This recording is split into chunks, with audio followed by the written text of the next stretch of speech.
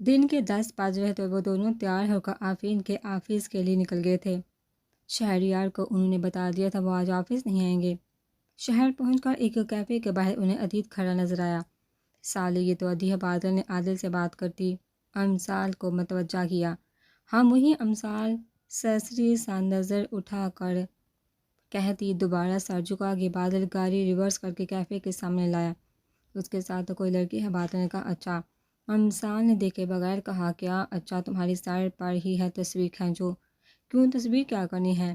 امثال نے حیرت سے پوچھا۔ کمال ہے تم اتنی ڈاؤن کیوں ہو رہی ہو؟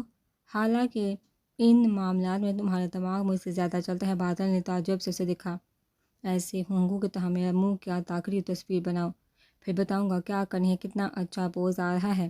بادل نے ان دونوں کو ہنستے دیکھ کر کہا۔ امثال کیمرہ زوم کر کے تصویریں لینے لگی۔ 2-3 تصویریں کھینچنے کے بعد وہ بادل کی طرف مڑی۔ آپ بتاؤ کیا کرنی ہے؟ او گاڈ سالے، ایک شادی شدہ بندہ لڑکیوں کے ساتھ ہوٹلنگ کرتا پھر ہے اور جب یہ خبر اس کی بیوی تک جائے گی تو کیا ہوگا؟ بادل نے سر پیٹا۔ کیا ہوگا؟ وہ ابھی بھی نہیں سمجھی تھی۔ یہ تو جب تم سدرا بابی کو بھیجو گے تب پتہ چلے گا، بادل نے کہا تو امثال اچھلی۔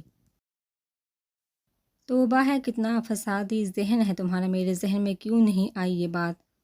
تم اس سے باہر نکلو تو پتہ چلے ہر وقت عادل بھائی کے ساتھ لگی رہتے اور سچ تو یہ ہے کہ تم آج کل مجھے بھی ٹائم نہیں دے رہی، ساتھ ہو کر بھی نہیں ہوتی۔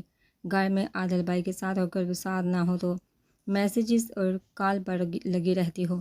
میں بہت دنوں سے اپنی ٹوینی کو مس کر رہا ہوں۔ بادل گاڑی اسٹارٹ کرتے ہوئے افسردگی سے بولا۔ امثال اس کی جیلسی پر مسکرائی۔ ڈونٹ ٹیل می کہ تم میرے شوہر سے جیلس ہو رہے ہو۔ ظاہر ہے ہم ہر وقت ساتھ ہوتے ہیں اور کہاں اب میں اکیلا ہوتا ہوں۔ بہت دن ہو گئے کوئی واردات بھی نہیں کہ میں اپنے پرانے دنوں کو بہت مس کر رہا ہوں۔ اس نے منہ بسوڑتے ہوئے کہا کہ تم پر واقعی پسماندگی کا دورہ پڑا ہے یا ڈرامہ کر رہے ہو؟ امثال اسے غور سے دیکھا۔ میں سیریس ہوں یار۔ اوکے میں سوری ہوں۔ امثال نے کان پکڑا۔ ادھر تو دیکھو نا، اب سے میں عادی کو اللہ حافظ بول رہی ہوں، شام تک نو چیٹ نو کال، بلکہ میں سائلنٹ پر لگا دیتی ہوں۔ امثال نے عادل کو گڈ بائی کہہ کر فون سائلنٹ پر لگا کر جیکٹ کی جیب میں رکھا۔ ہائے کتنی اچھی ہونا، کتنی اچھی ہونا میں، تم مجھے مس کر رہے تھے، بس اپنی ویلیو ہی اتنی ہے۔ ذرا سی مصروف ہو جاؤں تو لوگ یاد کر کر کے بے حال ہو جاتے ہیں۔ امثال نے اس کے بازو پر سر رکھا۔ وہ زیر لب مسکرایا، پھر فوراً سنجیدہ ہوتے اسے پیچھے دھکا دیا۔ پیچھے ہٹو موٹی، کیوں گاڑی کا بیلنس خراب کرنا ہے؟ اپنا وزن دیکھو، اتنا وزن اگر ایک ٹائر پر ڈالو گی تو پھٹ بھی سکتا ہے۔ دفعہ دور وہ منہ بناتے واپس اپنی سیٹ پر آئی۔ تصویریں ایسے ہی دینی ہیں یا کچھ چینجنگ پہ کرنی ہے؟ امثال نے موبائل نکال کر تصویریں دیکھتے ہوئے کہا۔ چینجنگ مطلب؟ بادل نے اسے دیکھا۔ مطلب گھٹنوں کے بل بیٹھ کر پرپوز کرتے ہوئے، رنگ پہناتے ہوئے یا پھر ہاتھوں میں ہاتھ ڈال کر واک کرتے ہوئے۔ امثال نے آنکھیں گھمائی۔ اب لگی ہو 9 سالے، تم کر لو گی؟ بادل ہنستے ہوئے بولا۔ نہیں عادی سے کروا لوں گی۔ اس کو آتی ہے، ٹھیک ہے کروا لینا، لیکن بازی یہ زیادہ تو نہیں ہو جائے گا؟ اگر آپ نے کوئی سخت ریئیکشن دے دیا تو دیکھو نا، میاں بیوی کے درمیان پھوٹ ڈلوانا شیطان کا کام ہوتا ہے، گناہ تو ملے گا ہی، مگر ڈانٹ بھی پڑے گی، کوئی کچھ کہے نہ کہے، ماما تو مارنے سے بھی نہیں چوکے گی۔ امثال نے پرسوچ انداز میں کہا۔ یہ تو ہے، ایک کام کرتے ہیں، ایسے ہی دکھا دیتے، اگر کسی نے کچھ بولا تو ہم کہہ دیں گے کہ ہم نے تو جو دیکھا بتا دیا۔ بادل نے مشورہ دیا۔ یہ ٹھیک رہے گا۔ باتیں کرتے وہ آفرین کے آفس کے باہر پہنچ گئے۔ گاڑی میں ہی بیٹھے بادل نے اسے کال کیا تو اس نے ایک ریسٹورینٹ کا بتایا کہ کسی کام کے سلسلے میں وہی موجود ہے، اسے وہیں سے پکا لے۔ کچھ دیر کے ڈرائیو کے بعد وہ اس کے بتائے ہوئے ریسٹورینٹ پہنچ گئے۔ جاؤ اس کو جا کر لیا، اس نے تو ہمیں گما کر ہی تھکا دیا ہے۔ امثال کہتے ہوئے باہر نکلی۔ بادل اتر کر اندر چلا گیا۔ ہاں بھائی، اگر نہیں جانا تھا تو بتا دیتے، یوں حجل حوار کرنے کی کیا تک بندی تھی؟ امثال اسے آتا دیکھ کر برا سا منہ بناتی بولی۔ سوری، مجھے اچانک کام پڑ گیا تھا۔ وہ گاڑی میں بیٹھنے کے بجائے باہر ہی رک کر بولا۔ اب وہاں کیوں کھڑے ہو؟ انویٹیشن لیٹر دینا پڑے گا۔ امثال نے کہا۔ یا تو ڈرائیونگ سیٹ مجھے دے دو یا پھر ساتھ والی، کیونکہ اکٹھا بیٹھ کر تم لوگ فارم ہاؤس کی بجائے کسی ہاسپٹل میں پہنچا دو گے۔ اچھا بابا، آ تو میں پیچھے چلی جاتی ہوں۔ امثال اتر کر پیچھے چلی گئی۔ 1 گھنٹے کی مسافت طے کر کے وہ اس کے فارم ہاؤس پہنچے۔ ایک وسیع رقبے پر پھیلی عمارت دیکھتے ہوئے ان دونوں کی آنکھیں پھیلی۔ واؤ، کیا جگہ ہے! یہ بہتا چشمہ، یہ چلتی نہر، سرسبز سبز گھاس، اس میں کلانچے مارتی ہرنیاں گیت گاتی، کوئل ناچتے، مور۔ واہ، کیا نہلستان ہے! ایسی جگہ تو صدیوں بعد دیکھنے کو ملتی ہے۔ کتنی حسرت تھی کہ اپنی زندگی میں ہی ایسی کسی جگہ کا دیدار ہو جائے۔ اور دیکھو بالآخر تمہارے طفیل یہ موقع مل بھی گیا۔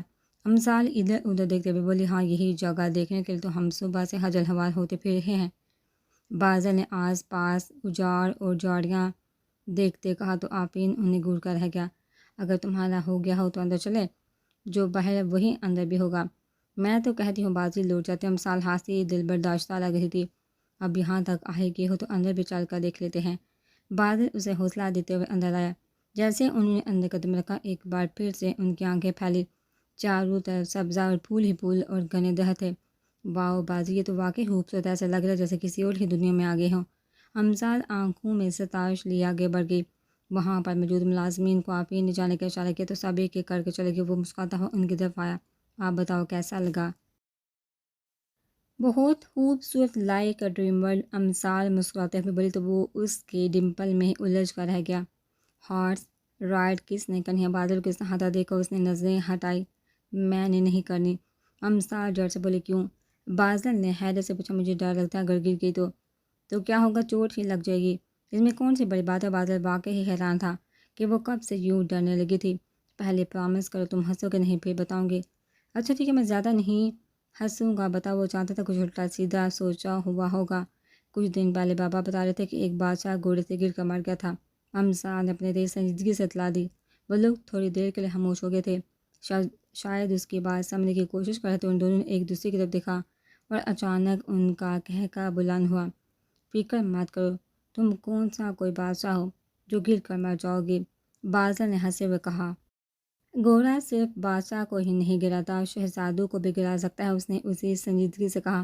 شہزادی نہیں جان سے جاتی، شہزادی رسک ہی کیوں لے؟ بھائی زندگی پر نو کمپرومائز۔ میری ایک ہی زندگی ہے، اس کو بھی خواہ داؤ پر لگا دوں؟ نو نیور۔ امثال نے نفی میں سہ لایا۔ چلو پھر میں چلا جاتا ہوں، بادل نے کہا۔ رہنے دو نا، لازمی جانا۔ امثال جلدی سے بولی۔ چھوڑو بھی، کچھ نہیں ہوتا، جس کی جیسے لکھی ہوگی ویسے ہی آگے چلیے آفرین بھائی۔ بادل اسے تسلی دیتے ہوئے آفرین سے کہا۔ وہ اسے لیے استقبال کی طرف آیا۔ وہیں کھڑی ہو کر ادھر ادھر بھاگتے خرگوشوں کو دیکھنے لگی۔ 2 چکر لگا کر وہ دونوں واپس آئے تو امثال کو پلو کے پاس کھڑے ہو کر تصویریں لیتا پایا۔ تم بھی چلتی قسم سے، بہت مزہ آیا۔ بادل چھلانگ لگا کر باڑ پھلانگتے ہوئے اس کے پاس آئے۔ تم اپنے مشورے اپنے پاس ہی رکھو، ادھر آؤ سیلفی لے۔ امثال نے اس کو کھینچ کر اپنے ساتھ کھڑا کہ کمال ہے، ایسے لگ رہا ہے یہ میرے ساتھ نہیں بلکہ میں ان کے ساتھ آیا ہوں۔ آفرین ان کو آپس میں مگندے کا بڑبڑائے، کتنے کیوٹ ہیں یہ طوطے۔ اس نے پنجرے میں بیٹھے طوطوں کو سیٹی ماری۔ دیکھو ان بطخوں کا رنگ کتنا پیارا ہے، ساری کی ساری سفید، ایک طرف بنے تالاب میں کچھ بطخیں تیر رہی تھی۔ امثال بچوں کے جیسے کھلکھلاتے ہوئے بول رہی تھی، واقعی ہی یہاں کی ہر چیز بہت پیاری ہے، ہم بھی شاعری بائی کو بول کر ایسی ہی جگہ بنوائیں گے۔ بازل نے کہا تو امثال کی آنکھیں چمکی۔ آفرین کا فون بجا تو وہ تھوڑا سائڈ پر جا کر سننے لگا۔ گڈ آئیڈیا، امثال نے چٹکی بجائی۔ ہر جاندار کی ایک اہمیت ہوتی ہے، اللہ نے کسی وجہ سے ہی اسے پیدا کیا ہے، ہمیں انسانوں کے ساتھ ساتھ جانوروں کی بھی قدر کرنی چاہیے۔ بادل نے ادھر ادھر اڑتے پرندوں اور خرگوشوں کو دیکھتے ہوئے کہا۔ کس سوچ میں ڈوب گئی؟ اس کی طرف سے کوئی جواب نہ پا کر اس نے مڑ کر اسے دیکھا تو گہری سوچ میں کھڑی تھی۔ یاد کرنے کی کوشش کر رہی ہوں کہ کب میں نے تمہاری قدر نہیں کی جو تم شکایت کر رہے ہو۔ امثال کی سنجیدگی دیکھنے سے تعلق رکھتی تھی۔ تم مجھے جانور کہہ رہی ہو؟ بادل صدمے سے چیخا۔ حیرت ہے تمہیں ابھی تک پتہ ہی نہیں چلا؟ اس نے مصنوعی حیرت دکھائی۔ تم بھی میری بہن؟ بادل نے ایک لفظ پر زور دیتے ہوئے کہا۔ امثال نے دونوں ہاتھوں سے اس کو دفع کیا۔ میں ذرا آگے شیروں کی جوڑی ہے وہ دیکھنے جا رہا ہوں، تم تو نہیں چلو گے نا؟ بادل نے جاتے جاتے پوچھا۔ امثال نہ، میں سہرات آفرین کی طرف آئی۔ کیا کر رہے ہو؟ ہمیں بلا کر خود فون میں بزی ہو گئے۔ امثال اس کے ہاتھ سے فون کھینچا۔ واٹ دی ہیل، کیا بدتمیزی ہے! وہ جو پہلے ہی شپ پر ریڈ ہونے کی وجہ سے پریشان تھا، اس کے ایک دم فون کھینچنے پر دوڑا۔ میں بس ایسے ہی اس کے چہنے پر وہ ڈر کے پیچھے ہوئی۔ کیا تمہیں نظر نہیں آ رہا کہ میں فون پر بات کر رہا ہوں؟ اس نے اسی ٹون میں کہا۔ اپنی فرسٹریشن اس پر نکال رہا تھا۔ I am sorry. اس کو موبائل دیتے وہ باہر گاڑی کی طرف بھاگی۔ اس کی آنکھوں میں آنسو دیکھ کر اس نے خود کو سرزنش کی۔ سالے رکو بات سن، اس نے پیچھے سے آواز دی۔ سوری، میں پریشان تھا اس لیے غصہ کر گیا۔ رکو تو وہ اس کے پیچھے آتا ہوا بولا۔ امثال نے گاڑی کے قریب پہنچ کر بادل کو کال میں اسے باہر آنے کا کہا۔ کیوں، کیا ہوا؟ بادل نے پوچھا۔ میں گھر جا رہی ہوں، تم نے جانا ہے تو آ جاؤ، اس کی بات کا جواب دیے بغیر اس نے کہا۔ یوں اچانک کیا؟ وہ واپس مڑتے ہوئے تشویش سے بولا۔ بار میں جاؤ۔ وہ گاڑی سٹارٹ کرتے ہوئے بولی۔ سوری سالے، تم یوں تو مت جاؤ۔ میں سوری بول رہا ہوں نا، آفی نے اس کی سائڈ سے آ کر کہا۔ آئی ڈونٹ کیئر، وہ بڑبڑائی اور کچھ لمحوں اس کی گاڑی دور اڑاتی جا چکی تھی۔ ڈیم اٹ، آفی نے ہاتھ میں پکڑا موبائل سڑک پر پٹھا کے۔ آفرین بھائی یہ ایسے کیوں چل گئی؟ کچھ دیر پہلے تو ٹھیک ٹھاک تھی۔ بادل بھاگتا ہوا باہر آیا۔ کچھ نہیں یار، میں ٹینشن میں تھا۔ اس نے میرے ہاتھ سے موبائل پکڑا تو غصے میں آ کے میں نے ڈانٹ دیا، آفی نے پریشانی سے کہا۔ آپ پلیز مجھے ڈرائیو کر دیں، بادل نے کہا۔ آفی نے ڈرائیور کو بلا کر گاڑی لانے کا بولا۔ کچھ دیر میں ان کی گاڑی شہر روانہ ہو چکی تھی۔ وہ بہت زیادہ رو رہی تھی۔ کیا آپ کو اسے ڈانٹنا نہیں چاہیے تھا؟ اس کو عادت نہیں ہے، انفیکٹ کسی نے آج تک اسے سخت لہجے میں بات نہیں کی۔ بادل نے کہتے ہوئے اس کا نمبر ملا، مگر دوسری جانب سے کال کاٹ دی گئی تھی۔ آفرین ہونٹ چباتے ہوئے شیشے کے پار دیکھنے لگا۔ وہ ابھی آدھے راستے میں ہی پہنچی تھی جب جیکٹ کی جیب میں موجود اس کا موبائل وائبریٹ ہونا شروع ہوا۔ ایک ہاتھ سے اسٹیئرنگ سنبھالتے ہوئے نکال کر دیکھا تو بادل کے کال۔ اس نے بڑبڑاتے ہوئے کٹ سائڈ سیٹ پر پھینکا۔ میرا سب سے اچھا دوست عادی ہی ہے، اس نے مجھے کبھی نہیں ڈانٹا، حالانکہ میں نے کتنی بار اس کو کال کرتے ہوئے ڈسٹرب کیا، اس نے کبھی کچھ بھی نہیں کہا۔ اور یہ کیسے مجھ پر چلا رہا تھا، میں اس سے بات ہی نہیں کروں گی۔ ڈرائیو کرنے کے ساتھ ساتھ وہ مسلسل بڑبڑا رہی تھی۔ اس کی نظر سائڈ سیٹ پر گئی تو موبائل پر کال آ رہی تھی۔ عادل کا نمبر لے کر گاڑی سائڈ پر لگائی اور کال پک کر کے فون کان سے لگایا۔ ہاں کہو عادی، اس نے سنجیدگی سے کہا۔ کہاں ہوں؟ کب سے کال کر رہا ہوں، اٹھا کیوں نہیں تھی؟ دوسری طرف سے عادل کی فکر سے بھرپور آواز سنائی دی۔ باہر ہوں، فون سائلنٹ پر تھا۔ اس نے مختصر جواب دیا۔ کس کے ساتھ ہو؟ شہریار کے ساتھ۔ نہیں، اکیلی ہوں۔ کیوں، کیا ہوا؟ میری بات دھیان سے سنو، جہاں کہیں بھی ہو سیدھی گاڑی اور راستے میں کہیں رکنے کی ضرورت نہیں، اس نے ایک ایک لفظ پر زور دیتے ہوئے کہا۔ اچھا جاتی ہوں، میری بات کو ذہن میں رکھنا، سیدھی گاڑی جانا، کہیں بھی ذرا سی دیر کے لیے نہیں رکنا، سمجھ ہی ہونا میری بات؟ اس نے اس بار تھوڑا سختی سے کہا۔ ہاں سمجھ گئی، مگر تم ایسے کیوں بول رہے؟ کچھ ہوا ہے کیا؟ تم سے جتنا کہا ہے اتنا کرو، لاپرواہی نہیں ہونی چاہیے۔ اچھا نہیں کرتی کوئی لاپرواہی، اس نے منہ بنایا۔ ٹھیک ہے مگر گھر پہنچ کر کال کر کے لازمی بتا دینا۔ Okay bye. امثال نے فون کان سے ہٹایا۔ کمال ہے، کہے تو ایسے رہے جیسے خدا نخواستہ میرے پیچھے سونے چاندی سے لدا بہت بڑا قافلہ آ رہا ہے، راستے میں حملے کا شدید خدشہ ہے، 1 منٹ آ رہے ہیں۔ اتنی عزت وہ کال پر انگلی رکھتے ہوئے اس سے بول رہی تھی۔ اسی سے بات کر کے وہ آفرین کی جڑ قبول گئی تھی۔ ویسے سالی تمہیں عزت کرنی چاہیے، مجازی خدا ہے تمہارا۔ ابھی وہ وہیں کھڑی ہو سے باتیں کرنے میں مصروف تھی جب دوبارہ عادل کی کال آنا شروع ہو گئی۔ پھر کیا ہوا؟ امثال کو اس کا دوبارہ کال کرنے پر حیرت ہوئی۔ کہاں ہوں؟ ابھی تک وہیں ہوں جہاں کچھ دیر پہلے تھی۔ تم نے دوبارہ کال کیوں نہیں کی؟ خیریت تو ہے نا؟ وہ مجھے ایک بات پوچھنی تھی، جب پہلے میں نے کال کی تھی تب تم رو رہی تھی کیا؟ عادل نے پوچھا تو امثال خاموش ہو گئی۔ خاموش کیوں ہو گئی سالے؟ میں نے کچھ پوچھا، تم رو رہی تھی؟ اس کی جانب سے خاموشی پا کر عادل نے کہا۔ نہیں تو بھلا میں کیوں رو گی؟ تمہیں کس نے کہا؟ اگر اس کی جگہ ان تینوں بھائیوں میں سے یہ سوال پوچھا ہوتا اسے حیرانگی نہیں ہونی تھی کہ وہ اس کا ہر انداز پہچانتے تھے، مگر عادل سے وہ توقع نہیں کر رہی تھی۔ تمہاری آواز بھیگی ہوئی تھی اس لیے مجھے ایسا لگا، عادل نے کہا۔ ایسی کوئی بات نہیں، تمہیں پتہ تو ہے میں رونے والوں میں سے نہیں ہوں۔ تم بتاؤ کیا کر رہی ہو؟ امثال نے بات بدلی۔ صحیح ہے، میں اس وقت ڈی آئی جی کے آفس جا رہا ہوں، فارغ ہو کر بات کرتا ہوں، کل پہنچ کر میسج کر دینا، ٹھیک ہے؟ اچھا سنو، امثال جلدی سے بولی کہ کہیں فون بند نہ کر دے۔ ہاں بولو، سن رہا ہوں۔ تم بہت اچھے ہو، بہت سے بھی زیادہ اچھے ہیں۔ امثال نے تشکر سے آنکھوں میں نمی صاف کی۔ شکریہ جناب، اپنا خیال رکھنا۔ عادل نے ہنستے ہوئے فون بند کر دیا۔ I am lucky to have you, Amsal نے آہستگی سے کہتے ہوئے گاڑی گاؤں کے راستے پر موڑی۔ یہ کیا تھا؟ ڈی آئی جی مختار نے ٹی وی آف کرتے ہوئے سنجیدگی سے پوچھا۔ وہی تو سر، میں بھی یہی سوچ رہا ہوں کہ مجھے اپنے دربار میں بلا کر خود خبرنامہ سننے میں لگ کے عادل کی جانب سے فوراً جواب آیا۔ ایس پی عادل عمر BCS، انہوں نے گورا آپ نے کب مجھے اٹکیلیاں کرتے دیکھ رہے؟ مجھے سمجھ نہیں آ رہی کہ آپ نے مجھے بلوایا کیوں ہے؟ کوئی شکایت آئی ہے میرے خلاف؟ اس نے حیرت سے انہیں دیکھا۔ وہ الگ بات ہی کے صاف لگ رہا تھا کہ حیرت سراسر مصنوعی ہے۔ کل 4 بجے ایک شپ جس میں بہت بڑی مقدار اسلحہ تھا بندرگاہ پہنچی۔ وہاں سے وہ اسلحہ مختلف ٹرکوں میں دارالحکومت آ رہا تھا کہ پولیس کی ریڈ ہوئی۔ اسلحہ قبضے میں لے لیا گیا۔ راستے میں ایک جگہ دوبارہ حملہ ہوا اور بقول تمہارے کے حملہ آور نے صرف وہ ٹرک چھین کر لے گئے بلکہ تم سمیت ایک اور اہلکار کو زخمی کر گئے۔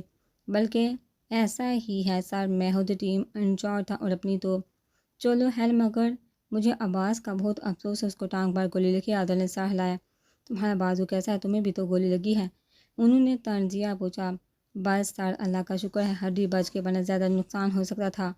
اس نے باقاعدہ اوپر دیکھتے ہوئے خدا کا شکر ادا کیا۔ ویسے حملہ آور کافی سمجھدار تھے، گولی مارتے ہوئے ہڈی کا خاص خیال رکھا ہے، اور ماری بھی بازو میں ہے، شاید انہیں کہیں اور مارنی نہیں آئی۔ جی سر، بس ایسے لوگوں سے پالا پڑتے رہنا چاہیے، زندگی آسان ہو جائے گی۔ عادل نے ان کا طنز حاضر میں لائے بغیر کہا۔ اتنے دنوں سے امثال کے ساتھ رہنے سے اتنا تو وہ بھی سیکھ گیا تھا کہ سامنے والوں کو اپنی باتوں سے کیسے گھمانا ہے۔ پوائنٹ پڑھاؤ۔ اللہ کہاں ہے، اس کو ادھر ادھر کی ہانکتے دیکھا مجبوراً انہیں خود ہی مدعے پر آنا پڑا۔ سوری سر، حالات ایسے ہو گئے تھے کہ میں ان کا پیچھا نہیں کر پایا۔ ایک تو میں خود ہی زخمی ہو گیا تھا اور دوسرا میرا ساتھی بھی تکلیف میں تھا، تو میں اسے لے کر ہاسپٹل چلا گیا۔ پہلے اپنی پٹی کا پھر عباس کی جان ہے تو جہاں اگر سلامت رہیں گے تو ہی کوئی کام بھی کر سکیں گے۔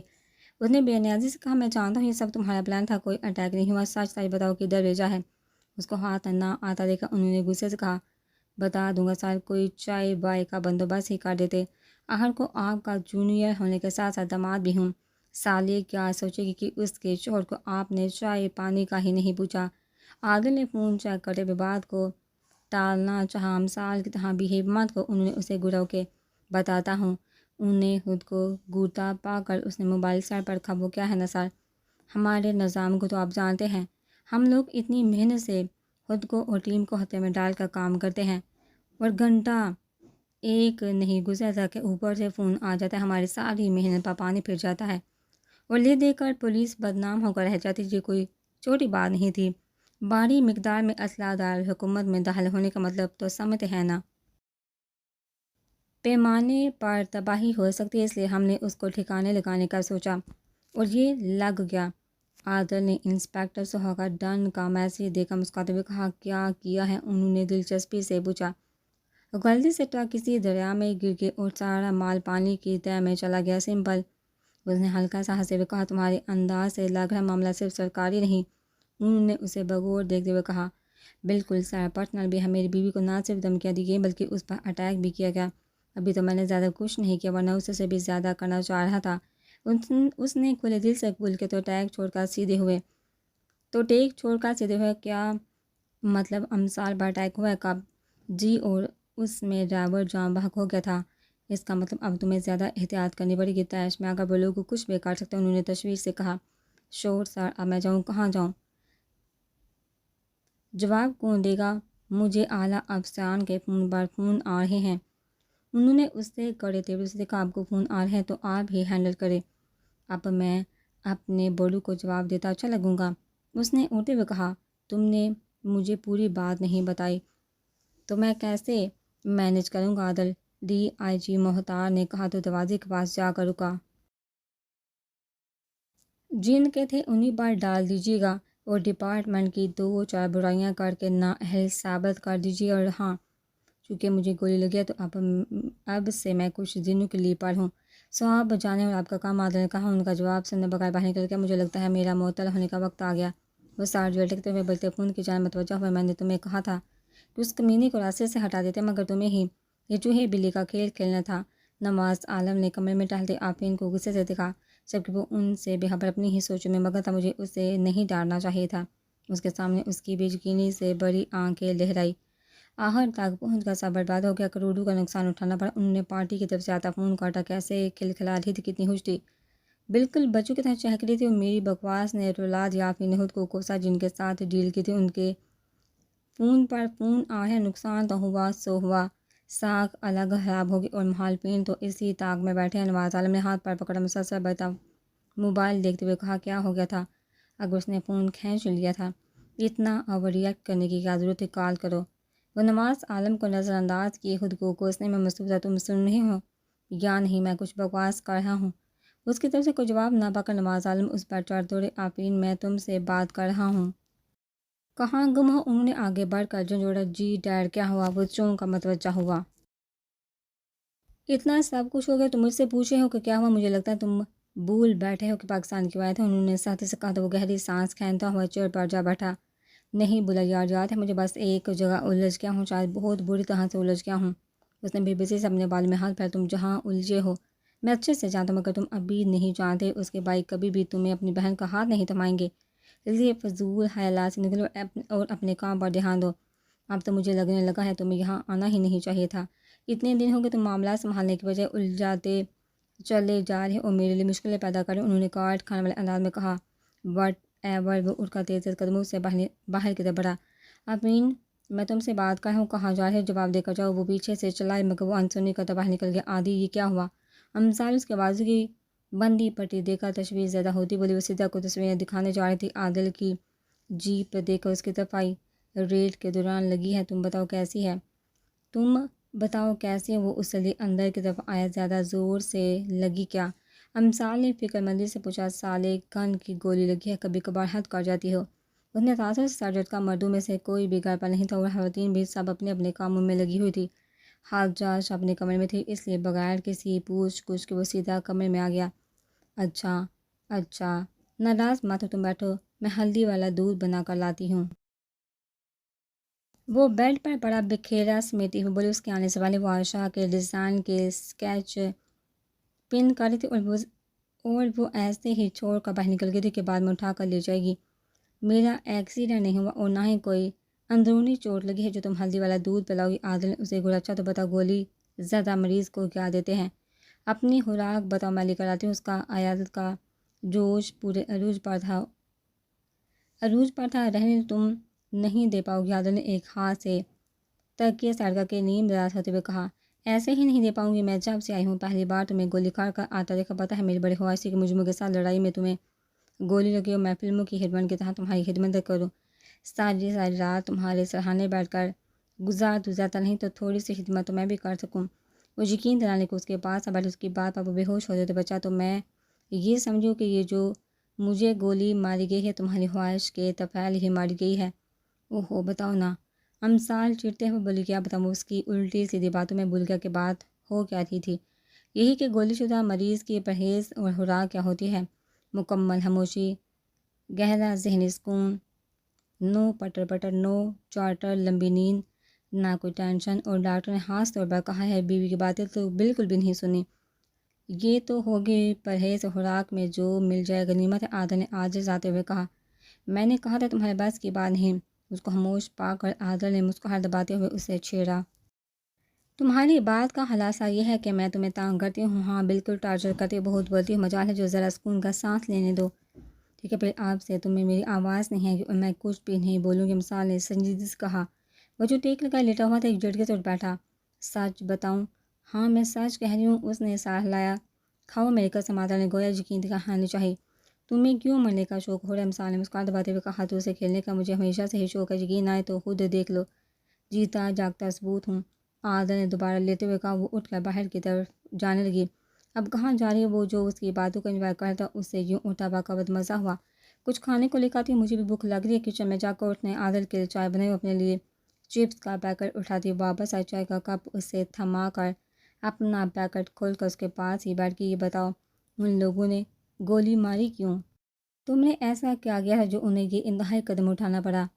میں نے ان کی لڑکی بھگائی تھی، عادل نے اس کی بے تکی بات پر جل کر کہا، مگر وہ ایک دم اچھلی۔ نہ کرو، وہ پرجوش سی ہو کر آگے کو ہو کر بیٹھی۔ اب یہ مت کہہ دینا کہ تمہاری بڑی خواہش تھی کہ تمہارا شوہر کبھی کوئی لڑکے بگائے، یوں تمہاری خواہش تھوڑی عجیب و غریب ہوتی ہے۔ عادل نے اس کے جوش پر چوٹ کی۔ نہیں، ایسی کوئی خواہش تھی تو نہیں، مگر اللہ نے بن مانگے پوری کر لی۔ تو مجھے بتا دیتے، میں پوری معاملت کرتی۔ اس کی انوکھی باپو اسے دے کر رہ گیا۔ اللہ نے کیا چن کر بیوی دی تھی اسے، اس صورت میں میری لاش بھی نہ ملتی۔ تمہاری معاملت کوئی عام بات تھوڑی ہوتی ہے، عادل نے ٹھنڈے سانس کرتے ہوئے کہا۔ بتاؤ نہ کیوں ماری ہے؟ اس کی سوئی وہیں اٹکی تھی۔ یار سالے ریٹ کے دوران لگی، اب اس بات کا میں تمہیں کیا جواب دوں؟ اس نے جھنجھلا کر کہا۔ ٹھیک ہے غصہ مت کرو، میں تو ایسے ہی پوچھی تھی۔ اس کی جھنجھلاہٹ دیکھتے ہوئے اس نے لاپرواہی سے کہا، ویسے میں توقع کر رہا تھا کہ تم پریشان ہو جاؤ گے، مگر تم نے تو نارمل سا ریئیکشن بھی نہیں دیا۔ اس کو خاموشی سے چپس کھاتے دیکھا عادل نے کہا، دیکھو بھائی، جو ہونا تھا وہ تو ہو چکا، اب میرے پریشان ہونے سے کیا ہوگا؟ خواہ میں اپنا دل جلاؤں، ریسٹ کے لیے کتنی چھٹیاں ملی ہیں؟ جس دن تم مجھے کہو گی کہ آدھی میں تم سے تنگ آ چکی ہوں، اب تم پولیس اسٹیشن جاؤ، پھر ہی جاؤں گا۔ اس نے مسکراتے ہوئے کہا، میں کیوں کہوں گی؟ کون سا گارڈ ہوتی ہوں، صبح جاتی شام کو آتی ہوں۔ آج سے کچھ دنوں تک تم گھر سے باہر نہیں جاؤ گی، اکیلی تو کسی صورت بھی نہیں۔ پہلے بھی کریم چچا بے قصور ہوتے ہوئے مارے گی، اب میں نہیں چاہتا کہ کوئی اور نقصان ہو۔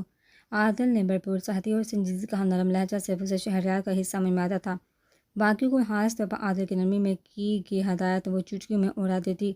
تم ایسا کیوں بول رہی؟ صبح بھی کہہ رہے تھے کوئی مسئلہ ہے؟ مثال اس کے تیور دیکھتے ہوئے بولی، کچھ لوگ تمہیں لے کر مجھے میرے کام سے پیچھے ہٹانا چاہ رہے تھے، کل کی ڈیٹ کی وجہ سے وہ تمہیں نقصان پہنچا سکتے، اور میں تمہیں ایک خراش سے جتنا بھی نقصان پہنچتا نہیں دیکھ سکتا، اس لیے تم میری بات مانو گی۔ میں کہہ نہیں رہا، آرڈر دے رہا اور تم فالو کرو گی، ٹھیک ہے؟ اس کے لہجے میں کسی قسم کی کوئی رعایت نہیں تھی۔ اچھا ٹھیک ہے، تم پریشان مت، میں کہیں نہیں جاؤں گی، جب کہو گے تب ہی باہر نکلوں گی۔ ہمسا نے اس کو بھرپور یقین دہانی کروائی۔